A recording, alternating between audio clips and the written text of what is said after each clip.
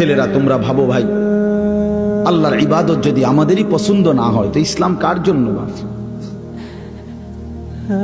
কার জন্য ভাই বলো ভাই?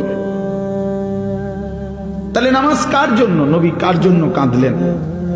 এত রক্ত, এত চোখের পানি কার জন্য ফেললেন? আমাদের কাছেই আমাদের নবী পছন্দ হয় না, আমাদের ধর্মই আমাদের কাছে ভালো লাগে না।